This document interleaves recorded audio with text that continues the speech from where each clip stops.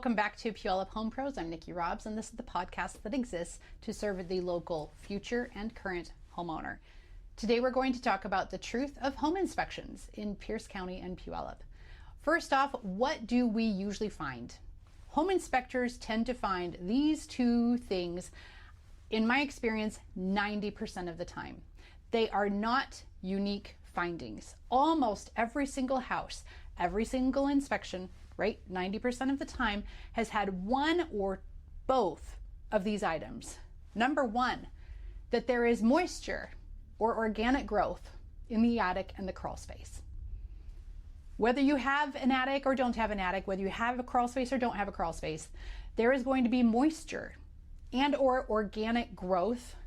That's the secret code for mold. It's not really mold, it's organic growth in one or both of these places. We have 60% humidity. My hair knows it. On a great humid day, I don't even have to work at my hair. And you know what my attic and my crawl space are doing?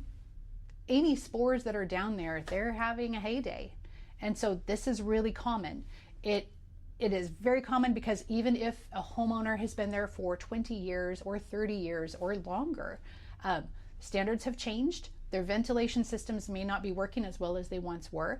These are two spaces where the homeowner almost never goes, and so it's not something that comes up on a maintenance thing. I don't actively go down into my crawl space. I just don't. I don't use my attic for anything other than whatever is up there is insulation and air. I don't use my attic for storage. It just doesn't work that way. So these two things happen a lot. This is a very expected thing to find organic growth in your attic or crawl space. Number two is that the gutters are draining next to the foundation and they need to be directed away. This is like a $5 piece of plastic at any home improvement store. You've all seen them. They're just little tiny car ramps that direct the water away from the foundation. But a lot of homeowners have forgotten. We kicked it once during a maintenance, during a yard project, or during painting the house and forgot to put it back. So as a home buyer, just know these two things are 100% expected. One of them is a $5 fix. The other one probably needs a little bit more going on, but that's something you're going to find. And home inspectors are supposed to use the word organic growth because they are not mold inspectors. That's okay. That's why we would pursue the next level of thing, which is possibly a mold inspection, possibly mold remediation, or a ventilation expert. These are normal. These are okay. They're totally expected. Next, for home inspections, only you, the buyer, and the seller can decide what is a deal breaker. Each one of you are going to have different goals for this purchase and sale. For the home buyer, you may not be very experienced, or you might be super experienced on home maintenance. Maybe the place that you came from, you got to do a lot of home maintenance. Maybe you just grew up doing home maintenance. And so you hear words like organic growth, for example, and you're like, oh yeah. You hear words like, well, there's a leaky faucet. You're thinking, well, yeah, of course there's a leaky faucet. I can see how old these sinks are pink. They're old. We haven't been selling pink sinks for over 20 years. So of course there's a leaky faucet. Things like that. For one home buyer, they're going to say, yeah, this is no big deal. For another home buyer, they're going to look at the same situation and say, I don't want to move into a house that needs this much repair. And maybe that's a lot of $10 items that just add up. So every home buyer, you have the responsibility of deciding how much is too much, how much is a deal breaker, and how much can we negotiate for, and when do you want to walk away. Now for home sellers, that's you too, because this will become a negotiation with the buyers. And you need to be prepared for this conversation that they may come at you. The buyer's agent may come over with this expectation of, you know what, my client wants XYZ repairs. And as the seller, you can also decide, woo, I can have a professional do this. This is very reasonable. I could have done this myself before being on the market. I could do it myself right now. I don't want to sell to these people. I do want to sell to these people. I want to negotiate. Both parties need to be prepared for this is a deal breaker. I cannot sell the house in this condition. I cannot buy the house in this condition. And you both get to walk away. Either one of you can choose this, and that is true. Next, how much does a home inspection cost? And I'm telling this for both home buyers and home sellers because guess what? You can both get a home inspection. For home sellers, I strongly encourage you to do a home inspection prior to listing, preferably about 30 days before listing, so that if there are any issues that come up, you address them before listing. And we have the inspection and we have the receipts to show that it was all taken care of. Home buyers love to tour houses that are offering the home inspection and the proof of everything being done. That is their favorite thing. Your home will sell faster if that is done. Home buyers, you are expected to get a home inspection. Even if the seller did one, I still encourage you to do one yourself because 2 home inspectors will look at the same house and find slightly different things. How much does it cost? Depends on who you go with.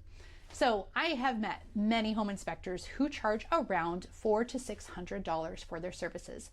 Why the difference? That is usually just about their business overhead, whether or not they have a team, whether or not they've got these back-end things that are serving you well, right? Having multiple home inspectors under one company may be a great business model for them, and so they need to charge more.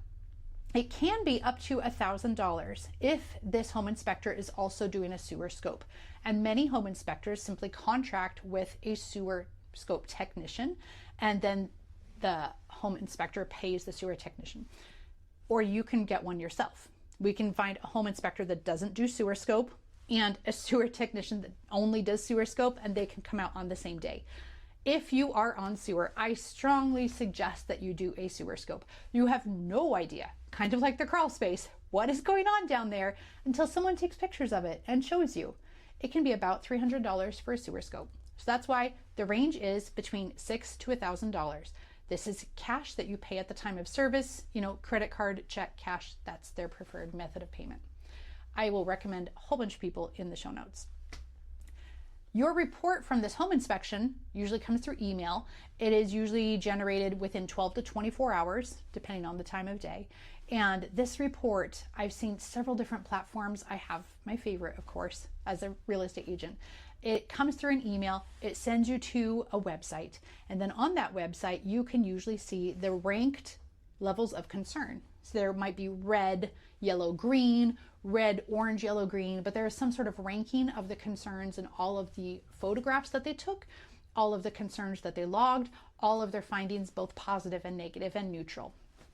Last, how can you prepare for a home inspection? Well, if you're the seller, the best way to prepare for the home inspection is take care of the needed things before it. So, you've got a leaky faucet, fix the leaky faucet. If you know you've got a couple of shingles missing, get someone up there to evaluate your roof before a home inspector is up there so that you have a plan, a budget, you have an issue that's already known so that when the inspector says, hey, there's a couple of shingles missing and there's a soft spot, you're ready to go. Known issues, right? If you know you've got a sloping floor, just try and get ahead of it before the home inspection so that they're not the first people to tell you about this problem. If you know about it, fix it.